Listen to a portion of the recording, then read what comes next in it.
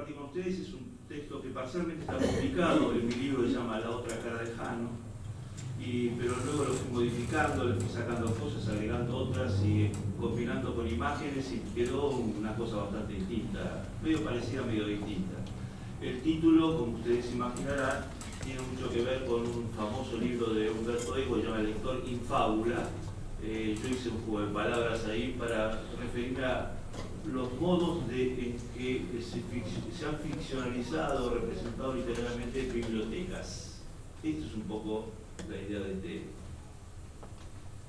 esta conferencia.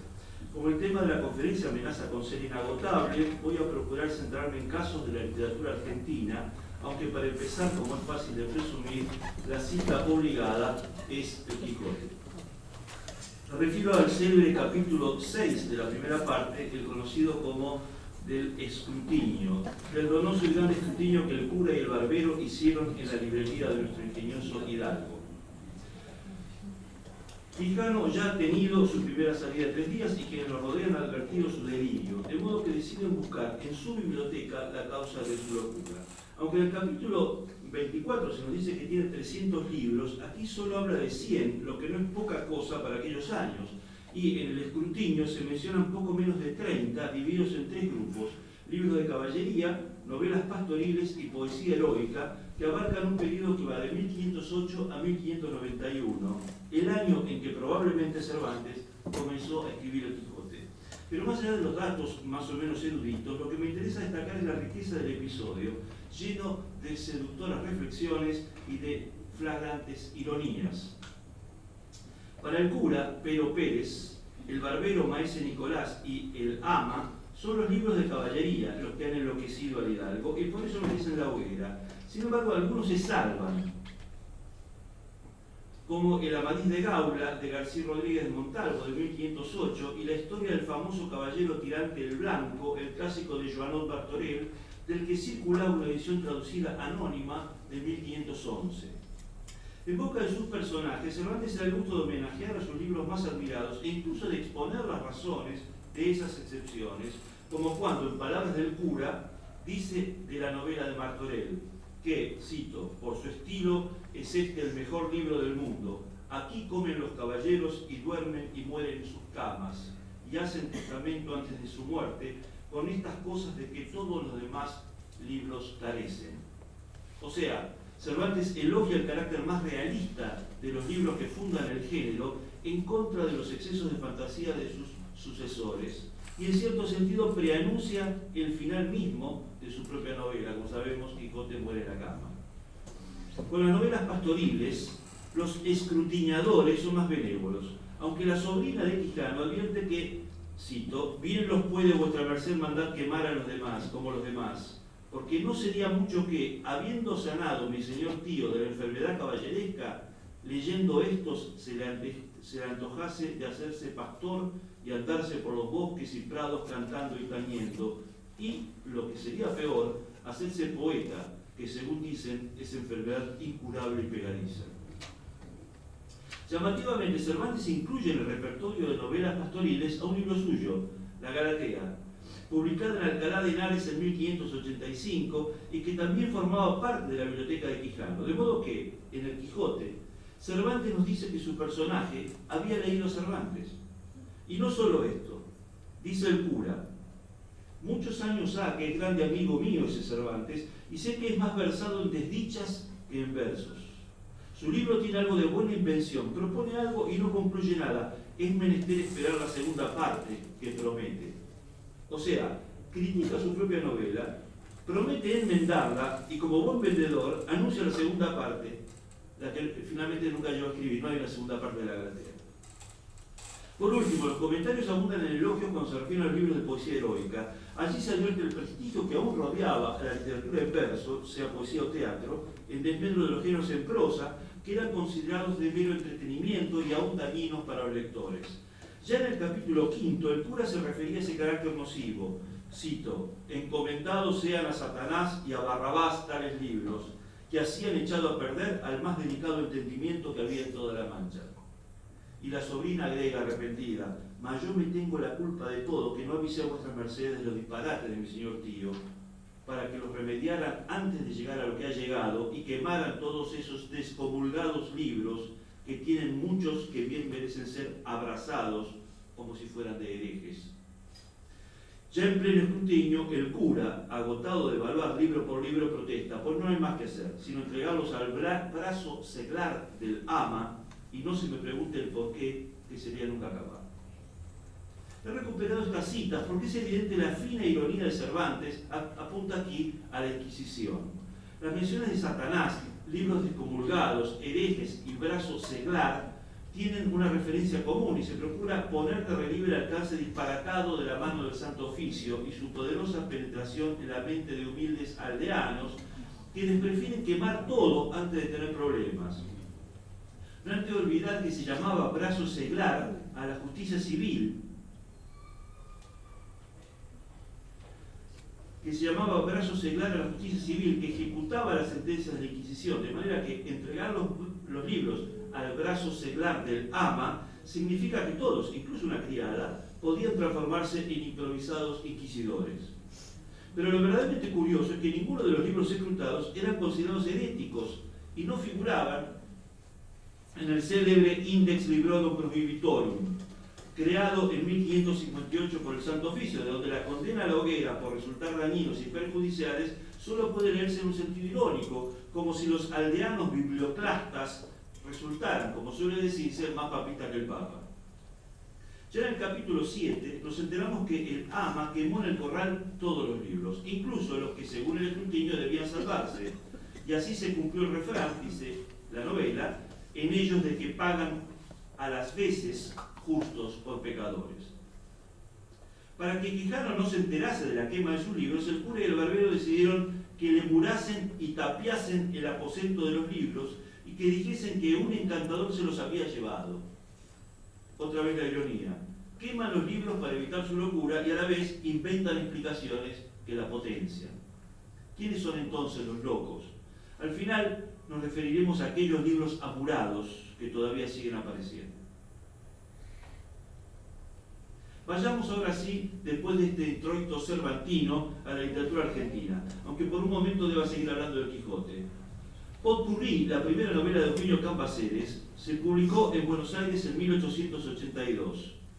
No sabemos si es cierto que Cambaceres se sorprendió desde París por el escándalo que generó la novela, o si ese escándalo fue buscado por el autor. Sea como fuere, como toda novela escandalosa, fue un éxito de ventas, con 3 ediciones consecutivas. En el capítulo 24 se narra un episodio del pasado.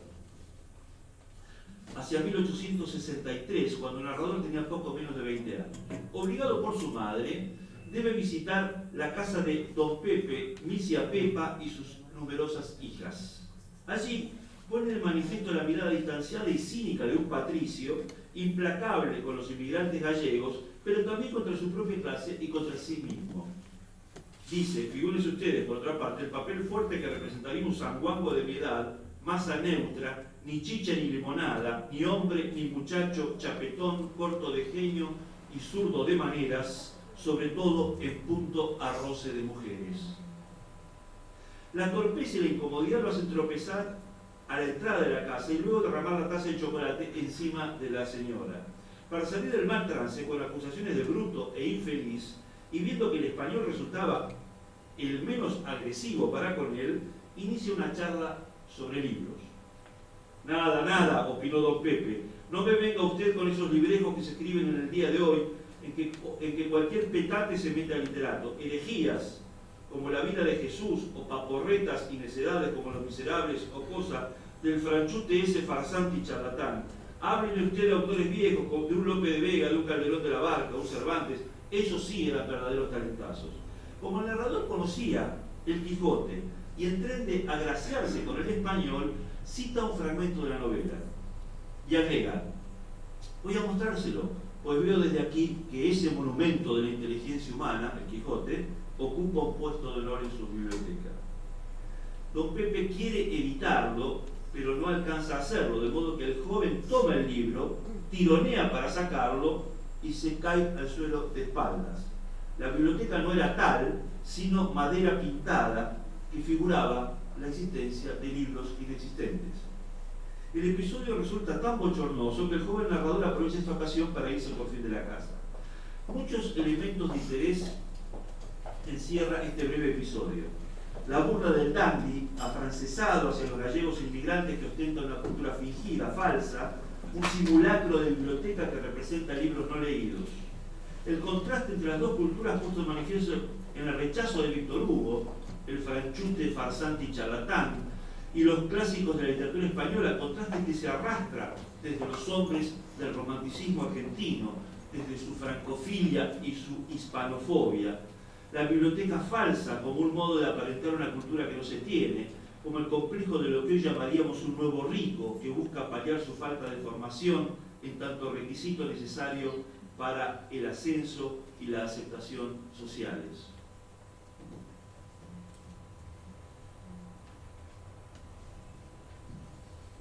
Ya entrado en el siglo XX, Roberto Pairó representa la contracara del patriciado del 80. Ligado junto a Juan B. Justo a los inicios del socialismo argentino, fue en varios frentes un trabajador de la cultura, escritor, periodista, dramaturgo y editor. Se interesó tempranamente no solo por la profesionalización de los escritores, sino también por organizar asociaciones que los nucleasen. En septiembre de 1907, Pairó da a conocer en el Teatro Odeón su comedia en 3 actos, El triunfo de los otros, representada por la compañía Borrás. En la obra, Julián Gómez vive con su mujer, Inés, ha trabajado 15 años como periodista anónimo, como jornalero de la pluma, se dice, y mi trabajo, afirma, redundó siempre en honra y provecho, no míos, sino del propietario del periódico. En la actualidad, Julián es un escritor negro, según se llamaba en la jerga, a quienes escriben para otros. No tiene dinero y enfrenta la pobreza y el riesgo de desalojo de su casa. La mujer lo alienta a seguir porque confía en su talento y Ernesto, su amigo, promete ayudarlo, pero pobre como él y vividor, termina pidiéndole plata. Y para el tranvía, Julián, ¿no te queda nada? Dame entonces algunas novelas francesas que no te sirvan. La biblioteca comienza a convertirse en la moneda de cambio. Ya en el segundo acto, el usurero viene por el cobro de alquiler amenazante e Inés le dice que puede cobrarse con libros. Levi, a quien en la obra se compara con el célebre Shylock de Shakespeare, examina los libros e Inés insiste: Julián ha reunido esta biblioteca en largos, muy largos años y le cuesta mucho dinero, muchas privaciones. Y el usurero contesta: yo no digo que no, pero una cosa es costar, otra cosa es valer.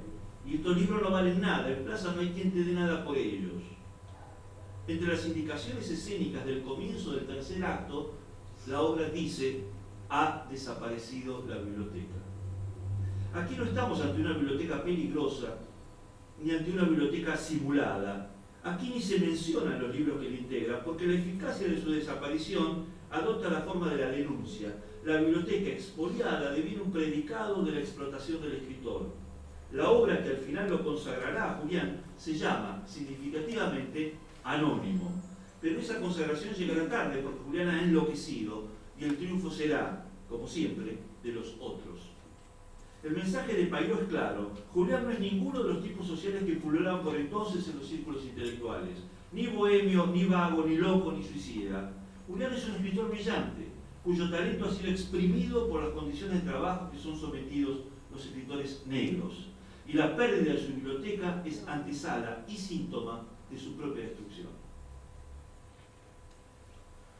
Noé Gittic ha calificado a 1926 como un año clave de la literatura argentina. En ese año se publican Don Segundo Sombra de Ricardo Buiraldes y El juguete rabioso de Roberto Arlt.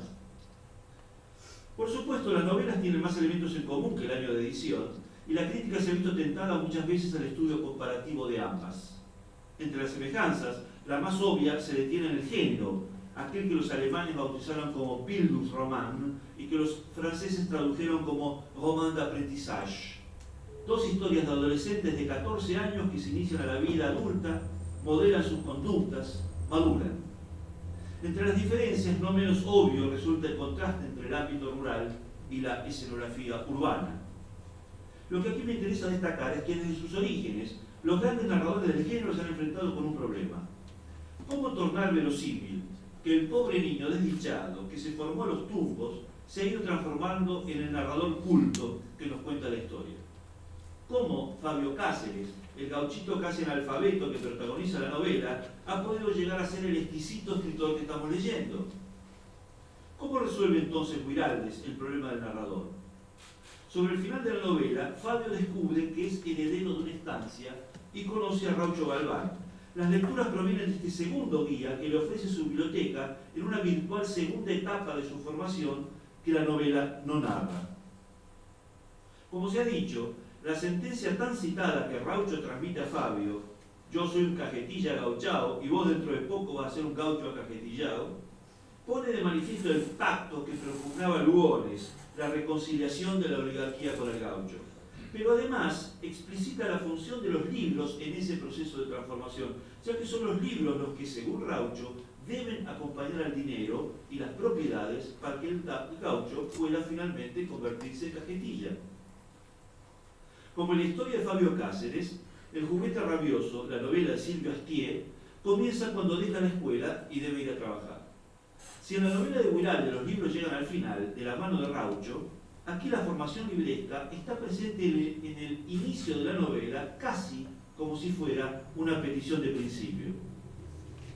Cuando tenía 14 años, me inició en los deleites y afanes de la literatura bandoleresca un viejo zapatero andaluz. El conocido inicio, ¿no?, del juguete.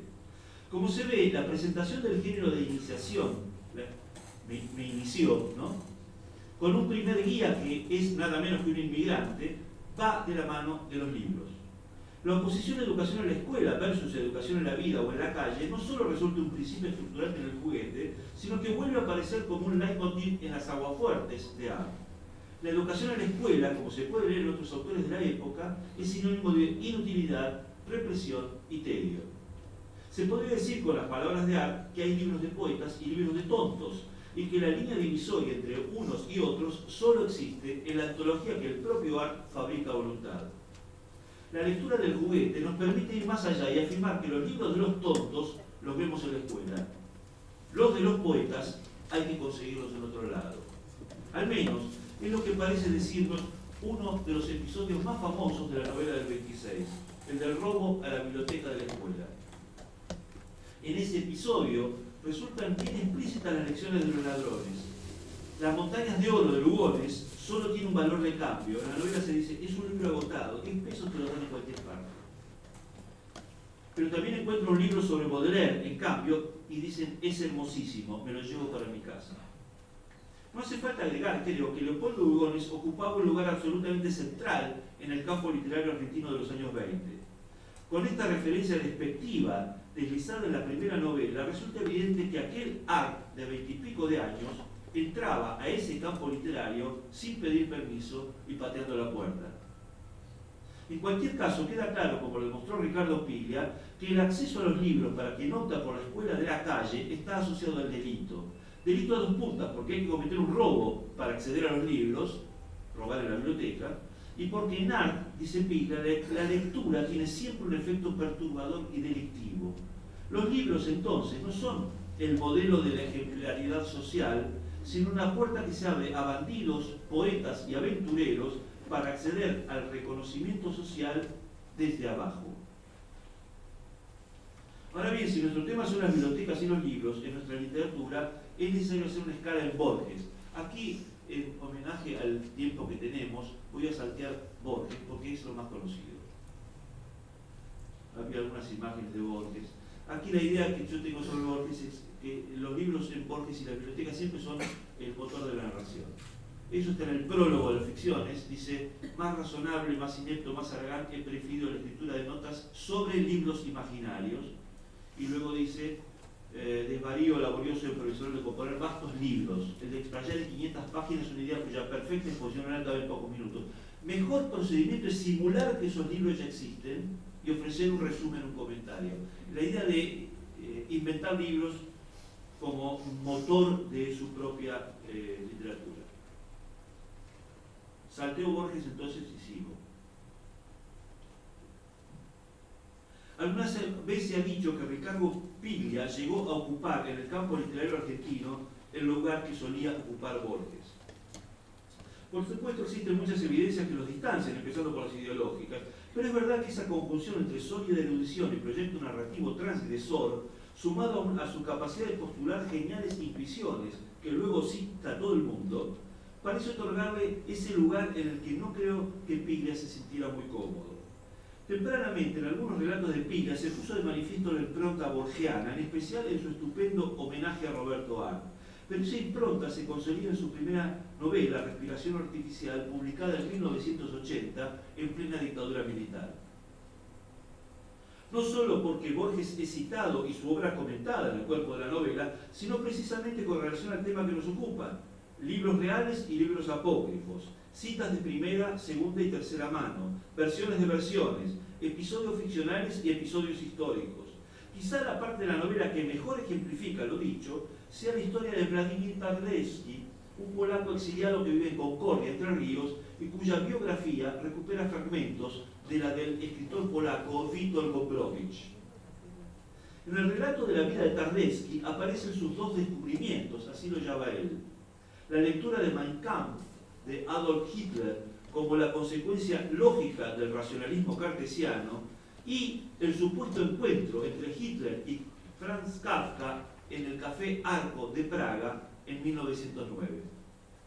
Lo interesante y lo borgiano, podríamos decir, del caso es que los descubrimientos provienen de un error, de un equívoco, y ese equívoco lo provoca una bibliotecaria. Cito: yo había ido como todos los días a la biblioteca para revisar unos libros que necesitaba usar en mi tesis. Tenía que consultar un volumen de los escritos del sofista griego Hippias.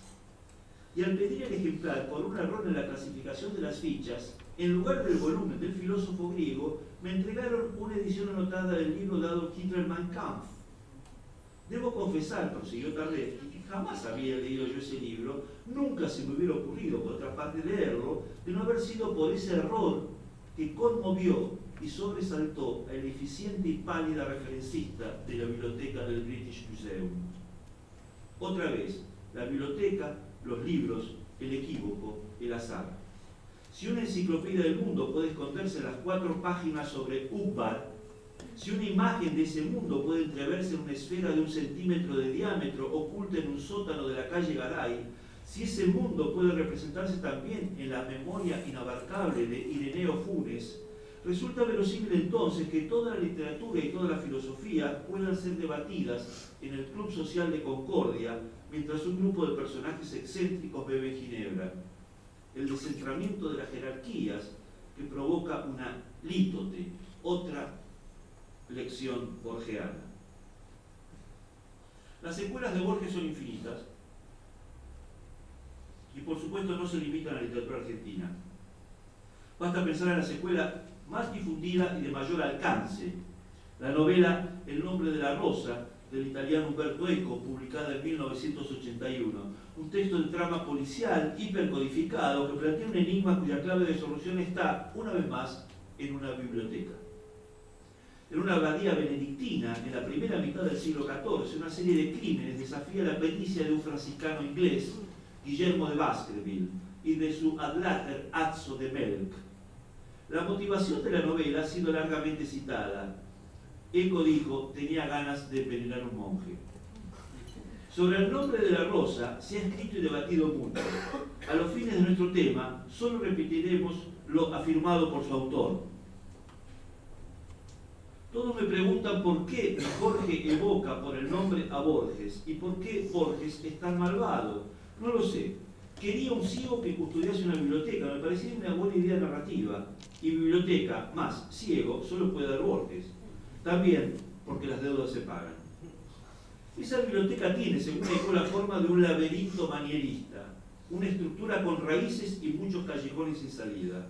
Allí, el malvado Jorge de Burgos, el bibliotecario ciego, esconde un tesoro muy preciado y asesina a todos aquellos que se acercan a descubrir su secreto.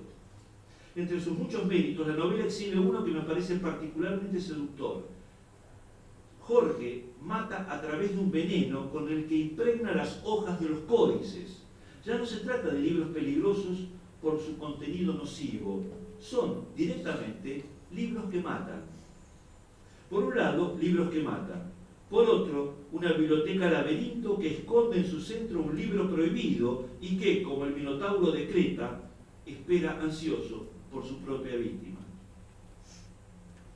Secuelas de secuelas. Si El nombre de la rosa puede leerse como una secuela homenaje de geniales intuiciones borgianas, otra exitosísima novela parece ser una secuela de la de Eco. Me refiero al Club Dumas o Club Dumas del murciano Arturo Pérez Reverte, publicada en 1993. Y digo una secuela porque se trata de una especie de thriller culto sostenido por una trama policial con varios muertos, con enigmas que derivan hacia el gótico clásico y con infinidad de citas bibliográficas y datos eruditos. Novela sobre libros, bibliotecas y bibliópatas, cuya trama sería arduo e innecesario reseñar aquí. Solo me detendré en algunos datos laterales en la novela. Uno de los bibliópatas, Víctor Fargas, vive en una quinta derruida en Sintra, cerca de Lisboa, y está económicamente arruinado. Solo, mientras ejecuta el violín por los pasillos vacíos, escoge periódicamente el libro que deberá vender para seguir comiendo. En sus palabras, el que debe morir para que los otros sigan juntos. El sacrificado debe poner a salvo a los otros por 6 meses más. Es mi tributo al Minotauro. Todos tenemos uno en el centro del laberinto. Una vez más, como en la novela de Eco, la biblioteca como laberinto y en el centro el Minotauro. Y además, puestos a encontrar relaciones, la novela rinde un curioso homenaje a Auguste Maquet, el oscuro colaborador de Alexandre Dumas, aquel que fue, según se cree, autor de buena parte de sus famosísimas novelas, pero nunca pudo consagrarse con sus propios libros.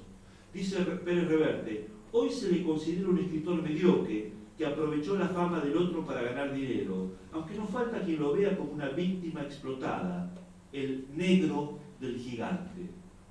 O sea, una especie de Julián, aquel desdichado personaje de Pairó al que nos hemos referido. Y una última relación. Víctor Fargas, el bibliópata de Sintra, menciona a su padre, otro bibliópata, que tuvo como objetivo, en su manía coleccionista, conseguir las ediciones originales de todos los libros que el cura y el barbero mandaron a quemar en el escrutinio con el que comenzamos este itinerario. De modo que anunciamos un recorrido por la literatura argentina, pero empezamos por España y terminamos por España. Y ya que estamos en España, me permite una reflexión final sobre un episodio que no es literario, pero bien podría serlo. Seguramente ustedes conocen a Humberto Eco y a Pérez Reverte, pero es probable que no conozcan a doña Antonia Saavedra. Doña Antonia compró una propiedad en Barcarrota, un pueblito de la provincia de Badajoz, en Extremadura, para irse a vivir con su marido. Y decidieron reformarla. Podemos conjeturar las discusiones previas a cualquier reforma edilicia: ampliar este salón, hacer un dormitorio más, voltear esos tabiques. Lo cierto es que llegaron los albañiles en agosto de 1992 y empezaron a tirar abajo una pared hasta que uno de ellos, inadvertidamente, sacó el pico y lo miró sorprendido. En la punta de la herramienta había ensartado un libro. Detrás de la pared encontraron una biblioteca clandestina del siglo XVI con 10 libros y un manuscrito fechados entre 1525 y 1554, la ahora célebre Biblioteca de Barcarrota. Entre los 10 tomos había un ejemplar de la Lingua de Erasmo en la edición latina de 1538, 2 de origen italiano sobre quiromancia, un texto breve, La Cazzaría, editado en Siena, caracterizado como una fábula alegórico-sexual, un alboraique, el dañado por el pico del albañil, un libelo contra conversos, un pequeño libro, La oración por la emparedada, del cual se tenía conocimiento pero no se conservaba ninguna edición impresa. Curiosamente, la oración por la emparedada apareció emparedada. Y quizás el más sorpresivo, una edición, probablemente la segunda edición, de Lazarillo de Tormes, impresa en Medina del Campo, Valladolid, en 1554. A partir del hallazgo comenzó una batalla legal. ¿A quién pertenece la biblioteca encontrada? Y la batalla la ganó doña Antonia. que vendió aquel tesoro a la Junta de Extremadura en más de 15 millones de pesetas. Todos conocemos la tesis de Walter Benjamin sobre el aura que rodea a los originales. Lo que no dijo el genial pensador alemán es que el aura, además, vale mucha plata. En 1996, la Junta presentó el material en público y desde entonces se han dado a conocer ediciones facsimilares de los libros encontrados. En esa oportunidad, el presidente de la Junta conjeturó que la biblioteca podría haber pertenecido a un clérigo perseguido por la Inquisición que ideó esa manera para legar los libros prohibidos a la posteridad. Ahora, con la venia de ustedes, una breve reseña personal. Durante la última dictadura, un amigo que militaba en política conmigo me ofreció la quinta de un conocido de él que vivía por el barrio Aeropuerto de La Plata, para enterrar los libros que considerase peligrosos. Los libros ocuparon 2 cajas y estaban prolijamente envueltos en celofán para preservarlos de la humedad. Allí fuimos, casi al anochecer, a través de calles de tierras desconocidas y, pala mediante, enterramos las 2 cajas. Y allí quedaron, entre otros, los 3 tomos del Capital, traducidos por Wenceslao Roses para el Fondo de Cultura Económica. Pasados los años, nunca pude dar con aquella quinta y no sé qué habrá sido de mis libros. Solo espero que un día alguna Antonia Saavedra decida hacer una pileta de narración o una chacra, escabe por allí y iré con mis libros. Será mi humilde bancarrota cedida a la posteridad. Conté este par de historias porque bien podríamos imaginar un mapa que contuviera todos aquellos lugares secretos a donde han ido a parar los libros perseguidos por los bibliocastas de turno. Si ese mapa existiera, tengo para mí que el ama en el corral finalmente decidió desoír los consejos del cura y del barbero, no quemó los libros y los escondió en algún lugar. El mapa nos dirá entonces que en un lugar de la Mancha existe otra bancarrota, un maravilloso tesoro que habremos logrado salvar de la intolerancia de los inquisidores y del olvido. Gracias.